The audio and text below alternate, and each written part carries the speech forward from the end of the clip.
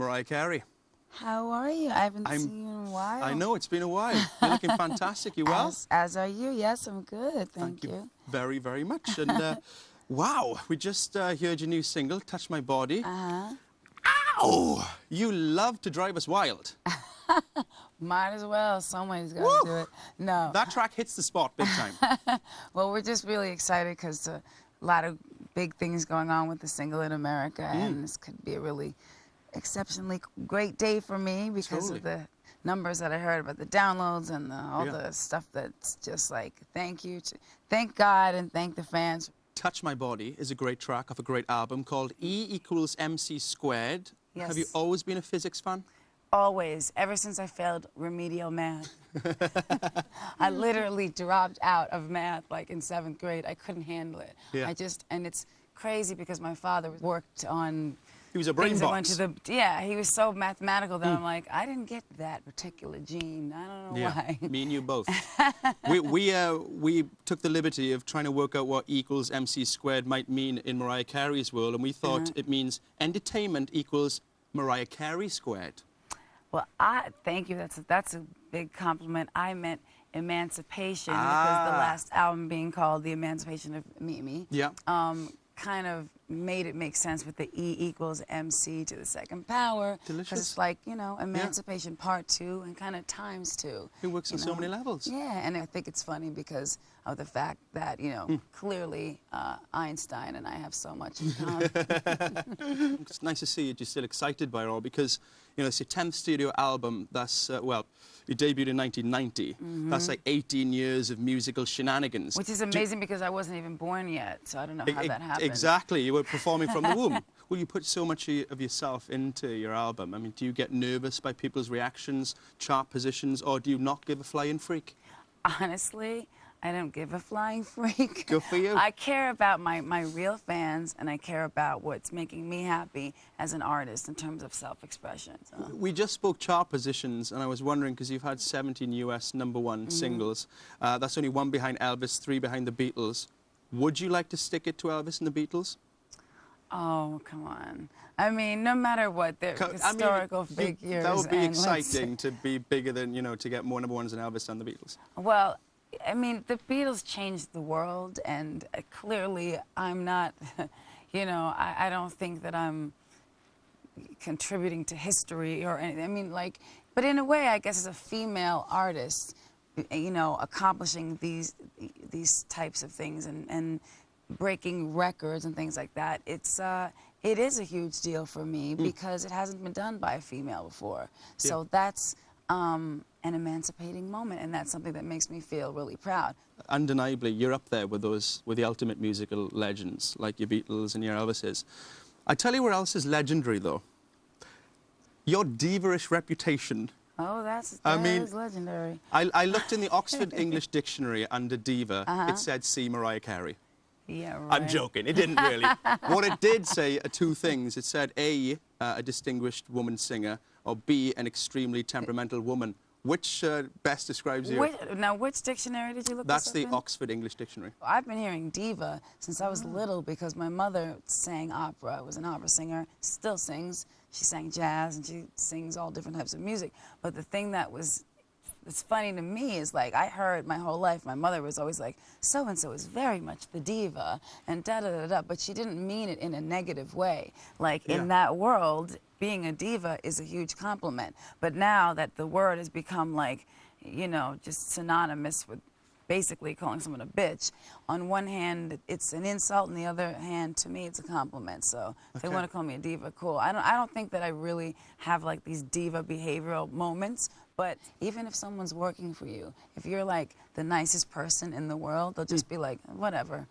How about Mariah the Musical? Well, you know what's interesting is I'm actually working on a project right now. You just nicked my idea. You just heard my idea and you thought, oh, I'm working on that right now. There's another element to it. It's based on my Christmas song, All I Want for Christmas Is You, which has been here in the UK, I know. And it's a smash hit again. It's like 10 years on and it's back again. I mean, this song is incredible. Well, the point is, the Christmas album itself, a lot of people say they really love it and they listen to it at the holidays, and I'm so festive, and so I had this idea to to do this thing, and I was. We're good to see you are going to do a musical.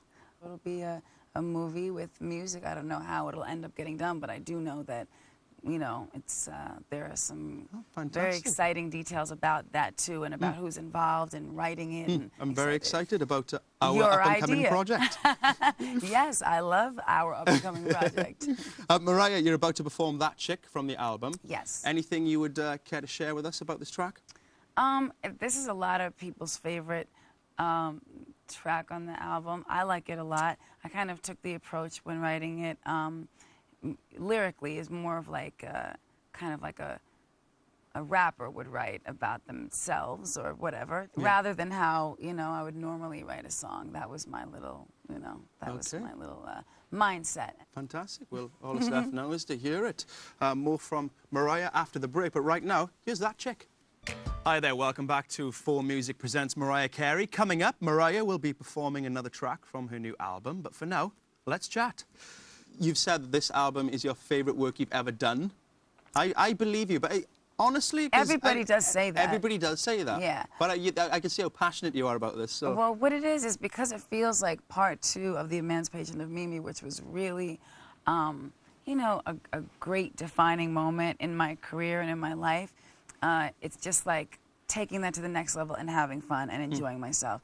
But I'll never be able to say, like, okay, well, I didn't love a certain song from my first album, or, you know, songs from other records that I've written or performed, whatever. It's just like, it's difficult for me to pick a favorite, but right now, this is what I'm living with and listening to and really loving. This album does, for me, have an old school R&B vibe, if I may use the word vibe.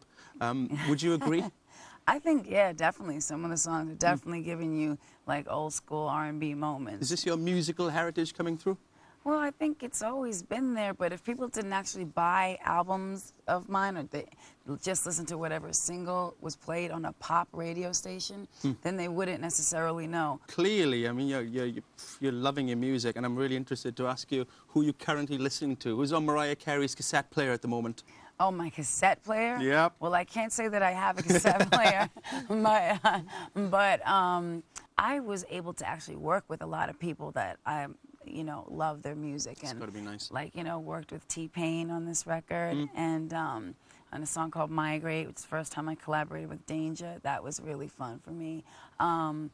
Damian Marley, who I love, we worked on a song called Cruise Control. And this is fun. So not only do you get to go and buy the CDs or whatever, but you get to work with them too. It's very cool. It's good. It's good things. Young Jeezy, you know, all people that you know, I'm still a fan of music. You know, it's not like I'm like, oh, who's so and so? Like, it's very not me. It's much more about just like, well, when I'm making an album, I'm very focused on what I'm doing. But prior to, I'm listening to the radio. I'm listening to different mixtapes, different things, just like getting concepts, ideas, things that I want to do. What's the Mariah Carey writing process? Is it scribbles here and there, or do you put aside time to write an album? How does it work? Have you written anything today? Today, no. I got here. That's the best I could do. No, basically, I tend to write, I do write things down in a book every time. You know, melody comes to me like it's second nature to me. So that's kind of, to me, that's a gift from God. Yeah. To me, that's really a gift from God, because music, you know, you can just create it on the spot. Even if you're just saying la, la, la, la, la, it can become a humongous hit that everybody loves, literally. Do you know, personally, I don't think I'd buy the Mariah Carey la la la la la song. I got a lot of parts. I tend to sure? add those little. Can I get a copy of that? That's great. No, but like, you know, that was the pop version of Fantasy. You put the little parts in that may just be a melodic part that's saying nothing, but it's enhancing the record in its own way. Giving your secrets away, you're brilliant. Well, no, they got to come up with their own part. If they take my part, I will hunt them down. Very nice. We're just about to run out of time, so I'm going to be cheeky and ask you one last thing, because I am cheeky. You in love at the moment? In love? I don't know. Are you? Am I in love right now? Yeah. I don't know. You've chucked that right back at me, haven't you? That was good. Job for a long time. Yeah, that's good. That's good. So, are you in love at the moment? Well, I've heard that there's a person who, when they ask them about their personal life, they just do this to them. Who does that? Wait a minute, I They should don't know mean to that. be mean. They don't want to be mean. They just don't want to talk about it. But me, I would have to do that, but I would start laughing. That's not you. That's Avril Lavigne. She would do that. Really? She's I done- wasn't talking about her. And the person I was talking about is actually really cool. And Christina Aguilera. no. But anyway, we don't have to say who it was. It's somebody that we really like and think is a fantastic performer, but I think it's hilariously funny that they do that. Do you know what? You should teach them how it's really done now and tell us if you're in love or not. But that's not how it's really done. That's how the people that become famous for who they go out with do it. Yeah, yeah. Or make tapes, and they're famous for that. You know, I don't know what people do. It's like, I just so think that when you're in a relationship and it becomes a public moment, then you've got to discuss every detail of it. And to me, unless you're like getting married to somebody, why would you discuss it when there's so little privacy in my life to begin with? Yeah. So that's my honest answer, is there's so little privacy in my life that I gotta keep some things to myself. Good for you. I can't blame you. You've been such a great sport. It's been a pleasure speaking to you. Good luck with the album. Likewise. Not that you're going to need it, but good luck. Thank you very much. Thank you so much for coming in. And Mariah is about to play us out now with a fantastic song called Bye Bye. Thank you. Thank you. And bye-bye.